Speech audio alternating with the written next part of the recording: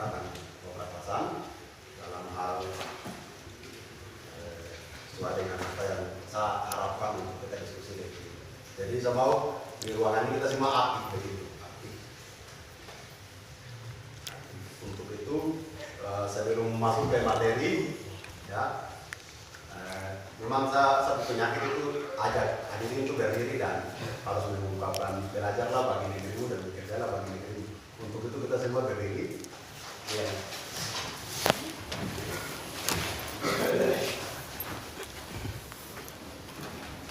Baik, kalau saya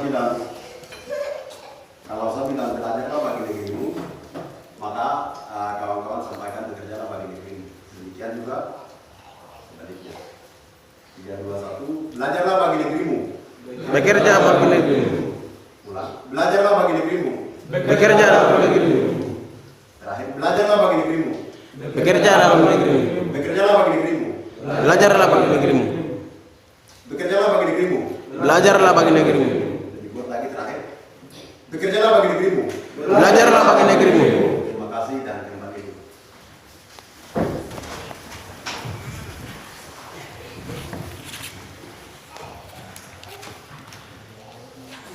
Nanti materinya bisa ikuti di slide. Di sini sekilas sebelum materi kita akan bahas terkait dengan apa itu intelektual menurut Vito. Kemudian berikut kearifan lokal menurut Dirjen Kementerian yaitu itu saat ini. Kemudian kita juga akan lihat revolusi industri dan korelasinya. Lalu kita akan langsung masuk ke kondisi real di Papua, ya, dalam hal ini Lepago dan Mebo karena di sini hampir semua dinamanya. Kemudian selanjutnya kita akan lihat kondisi pemerintah, itu ada satu slide nanti. Kondisi pemerintah, kenapa tidak terperdaya dan seterusnya. Kemudian nanti yang terakhir, ya. Kemudian kondisi pemerintah itu kenapa barang jangan ditembak, ya. Kenapa di daerah itu jangan ditembak. Kenapa itu menjadi bahan diskusinya kita di hari dan seterusnya. Kemudian yang terakhir itu secara organisasi di ruang-ruang intelektual ini kira-kira apa yang kita buat, begitu. Apa yang kita buat agar itu juga menjadi renungan dan catatan moral untuk kita agar ketika kembali ke sana biar kita tidak bosan lagi bahwa benar ada di bulan kata sama ini ada sama ini kawan dan seterusnya. Ya. Dan terakhir catatan di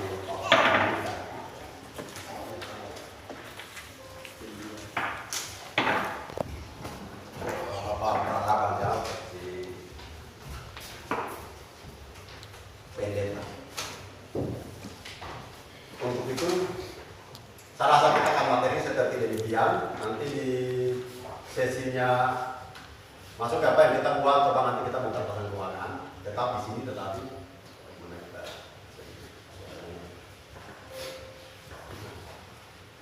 baik, saya bacakan di sini. Nanti teman-teman bisa ikuti sebelah. Kalau kami tiga ya depan, kalau bisa kita baca sama-sama di depan sini. Kalau tidak bisa ini. Oke. Sebelumnya mohon maaf, materi saya belum bisa bagi karena kemarin jam 10 pagi itu laptop ini dia ini aktivasinya itu sudah gangguan begitu, sehingga materinya saya masih taruh setengah. Setelah itu saudara Alphonse karena memang dia basicnya komputer, laki-lakinya berbagi dan cukup tadi sudah aman persiapannya. Ya, jadi tidak ada kesempatan untuk print dan seterusnya begitu. Jadi mohon maaf kita langsung ikuti di slide. Ya, terima kasih juga saudara Alphonse sudah datang jadi sekalian partisipasi dengan kawan-kawan di sini. Ya.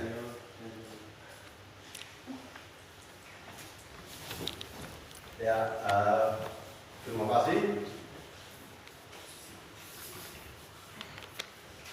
Kita langsung saja slide pertama, ya. Slide pertama, peran intelektual berbasis kearifan lokal, ya. Kearifan lokal. Di era revolusi industri 4.0. Mohon maaf, di ini sedikit miskomunikasi antara saya dengan saudara BTH, sehingga kearifan menjadi kreatif, tetapi teman-teman bisa baca langsung di sini. Ya, itu kesalahan saya koordinasi.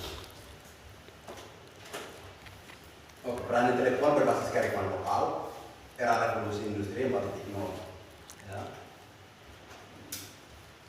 Kenapa ini penting, kawan-kawan? Sebab situasi saat ini dunia luar, orang sedang hidup dengan karya, ya. Orang sedang hidup dengan karya. Kemudian secara nasional di Indonesia untuk saat ini itu justru karya itu diadopsi, karena kan itu menjadi karya mereka, meskipun cukup banyak karya yang dibuat oleh mereka dan seterusnya. Kemudian karya yang sudah diadopsi itu juga yang kita konsumsi di tanah air di sana, begitu. Tanah air di sana. Untuk itu di sini maksud